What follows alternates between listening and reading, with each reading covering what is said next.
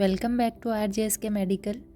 ग्रीलिंगटस syrup कई तरह के वेरिएंट्स में आती है, जिसमें अलग अलग मेडिसिन के कॉम्बिनेशंस होते हैं और उनका यूज़ भी उनके कॉम्बिनेशन के अकॉर्डिंग अलग अलग होता है।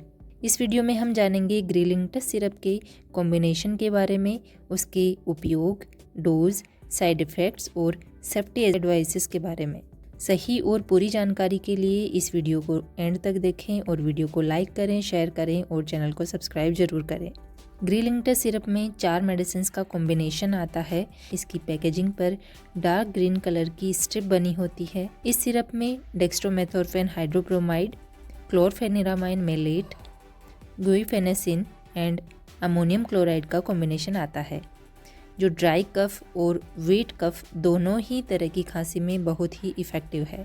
इस सिरप के यूज़ से म्यूकस पतला होकर कफ के साथ बाहर आ जाता है।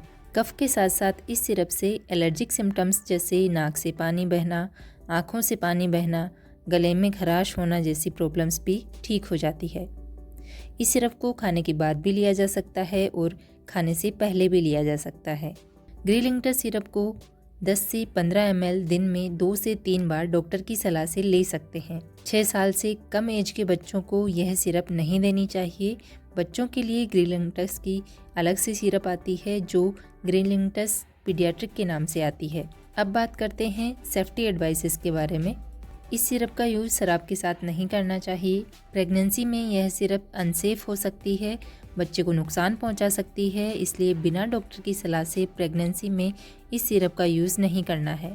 ब्रेस्ट फीडिंग मदर्स के लिए ग्रीलिंगटस सिरप सेफ़ है। किडनी की बीमारी वाले मरीजों में यह मेडिसिन सेफ़ है, बट लीवर की बीमारी वाले मरीजों में यह सिर्फ अनसेफ है, यानी सेफ़ नहीं है, इसलिए डॉक्टर से कंसल्ट ज़रूर करना चाहिए।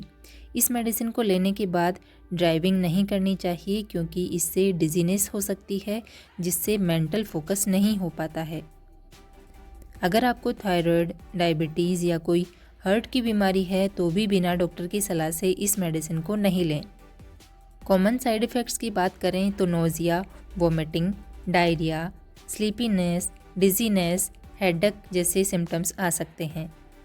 इस सिरप से मुंह में ड्राइनेस हो सकती है, इसलिए बार बार पानी पीते रहना चाहिए और अपनी बॉडी को हाइड्रेट रखना चाहिए। अगर साइड इफ़ेक्ट्स ज़्यादा होते हैं तो तुरंत डॉक्टर को दिखाएं। यह वीडियो केवल दवाई के बारे में जानकारी के पर्पज़ से है। किसी भी दवाई को लेने से पहले डॉक्टर से एडवाइस ज़रूर लें। Thank you so much for watching this video. Please do subscribe the channel and press the bell icon for more updates about medicine and health related videos.